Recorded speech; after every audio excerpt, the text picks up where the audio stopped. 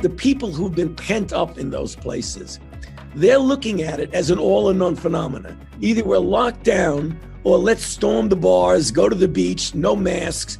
That's what the problem is. If you're going to open up, you've got to do it in a stepwise, prudent fashion.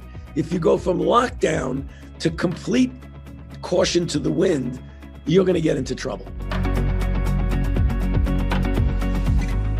It's not going well. I have to tell you, it's not going well. Billions of dollars that were given to the CDC to distribute to the states for the purpose of identification, isolation, contact tracing.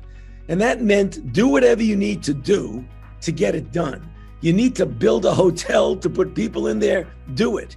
Just do what you need to be done. We got to make sure that happens, because I don't really see that happening to a great degree right now. So we better get on it and make it happen.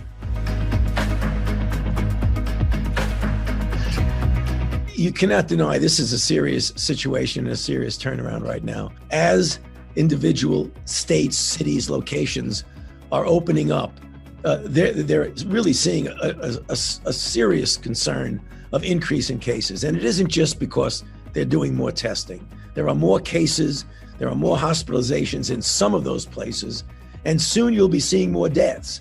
And even though the deaths are coming down as a country, that doesn't mean that you're not going to start seeing them coming up now. I can understand why they're doing it. Whether or not it's going to turn out to be feasible, I don't think so, because if everybody starts excluding everybody else, you're going to have a very interesting situation in this country. If you get one that's really effective, 75, 80% effective, which would be really good, that would really confer enough immunity into society that you could start thinking about that together with public health measures. The one thing we better be careful of, we can't think that when you get a vaccine, you could throw all caution to the wind. You got to do both. You know, the companies tell us, and we keep asking, are you sure? And they say yes, that they, by the beginning of the year, could have hundreds of millions of doses, and by the end of the year, even as much as 1 billion doses.